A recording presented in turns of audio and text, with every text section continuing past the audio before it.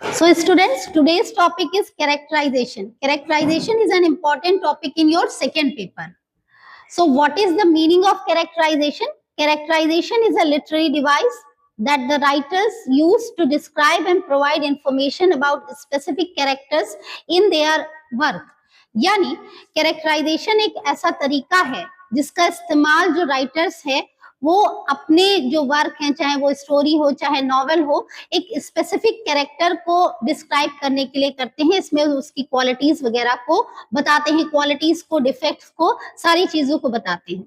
Characterisation के द्वारा जो रीडर है वो एक स्पेसिफिक कैरेक्टर के बारे में सारी इंफॉर्मेशन गैदर कर लेता है।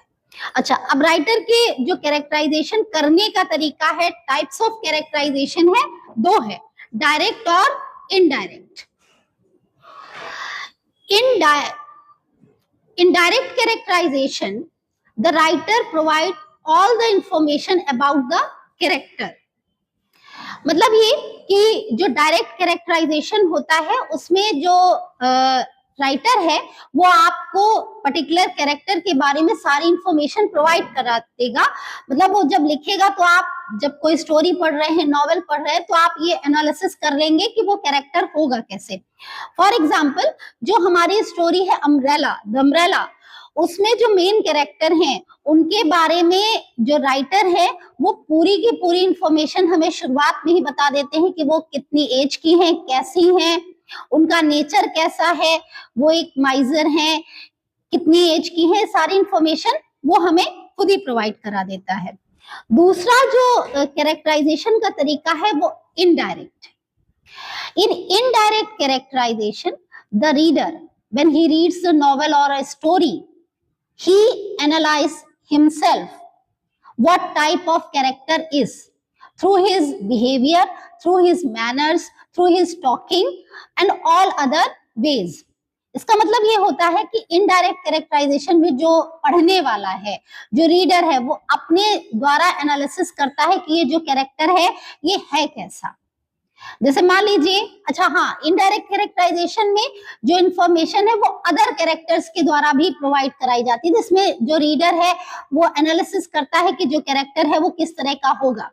जैसे हम लोगों ने एक स्टोरी पढ़ी, अ रोज फॉर एमिली, इसमें जो मिस एमिली का कैरेक्टर है उसमें जो रीडर है वो खुद एनालिसिस करते हैं कि जो मिस एमिली है वो एक साइको है, that's why she murdered her lover Homer Barron. ठीक है, तो इस टाइप का ये कैरेक्टराइजेशन होता है। Two types of methods of characterization, direct and indirect.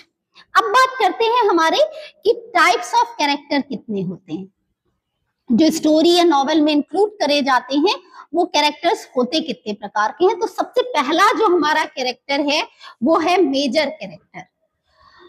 Major character is a character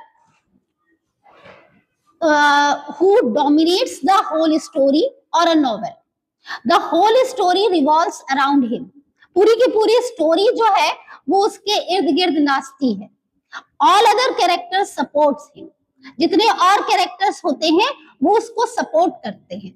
इसको आप एग्जाम्पल के रूप में ये भी मान सकते हैं कि जो हीरो या हीरोइन होता है उसको हम मेजर कैरेक्टर की कैटेगरी में रखते हैं। नेक्स्ट जो आपका है वो है minor character. Minor character supports the major character and he or she also helps to move on the story. मतलब ये जो है ये मेजर कैरेक्टर का की हेल्प करता है और ये उसमें भी हेल्प करता है कि स्टोरी आगे बढ़े। आप इसको ऐसे एग्जांपल में समझ सकते हैं कि जो हीरो का दोस्त होता है या जो कॉमेडियन होता है वो सब किस में आते हैं, माइनर कैरेक्टर की श्रेणी में आते हैं। डायनेमिक कैरेक्टर, नेक्स्ट जो आपका थर्ड है, थर्ड कैरेक्टर जो है वो क्या है, डायनेमिक कैरेक्टर। डायनेमिक कैरेक्टर वो होता है जो स्टोरी की शुरुआत में कुछ और होता है and throughout the story there are lots of changes in his character. Dynamic जो कैरेक्टर होता है वो स्टोरी की शुरुआत में कुछ और होता है और एंड में कुछ और हो जाता है। पूरी स्टोरी के दौरान उसमें ऐसे चेंजेस आते हैं कि वो लास्ट में बदल जाता है। फॉर एग्जाम्पल, अगर स्टोरी की शुरुआत में कोई एक व्यक्ति बहुत क्रूअल है तो चेंजेस के द्वारा वो एंड में काइंड बन जाएगा। स्टैटिक कैरेक्टर, स्टैटिक कैरेक्टर वो होता है जो थ्रू आउट द स्टोरी जैसा था वैसा ही रहता है।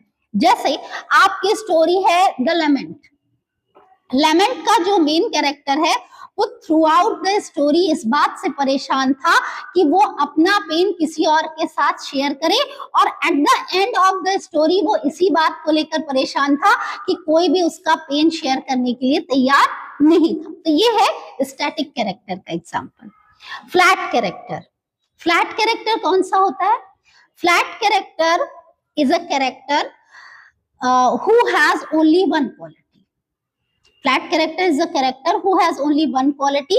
For example, क्लास में बहुत सारे स्टूडेंट्स होते हैं, कुछ म्यूजिक में तेज होते हैं, कुछ पढ़ाई में तेज होते हैं, कुछ डांसिंग में तेज होते हैं, तो उनमें केवल एक कैरेक्टर होता है, वो एक सिंगल कैरेक्टर पर बिल्डअप होते हैं।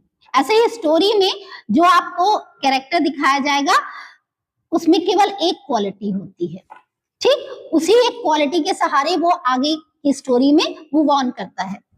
Round character, round character is a mixture of different types of quality, यानी वो एक एक्स्ट्राऑर्डिनरी कैरेक्टर होता है। जैसे हमारी story the barbers trade union का जो कैरेक्टर है चंदू, चंदू के अंदर डिफरेंट टाइप्स ऑफ क्वालिटीज हैं, वो काइट बना भी लेता है, काइट उड़ा भी लेता है, वो पढ़ने में भी तेज है, पोइट्री भी पढ़ लेता है, प्रोज भी पढ़ लेता है। तो ये क्या है?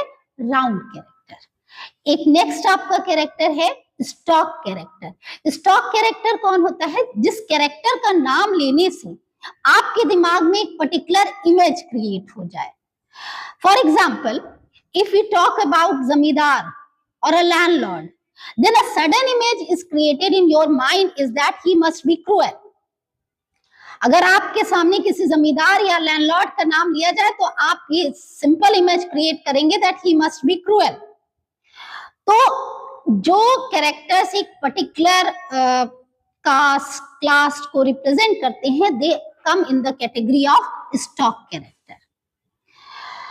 कैरेक्टराइजेशन की इंपॉर्टेंस जो लिटरेचर है उसमें बहुत ज्यादा है।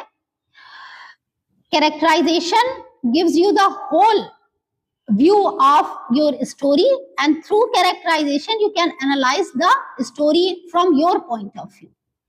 Okay, so we will continue in the next class about characterization. That's that.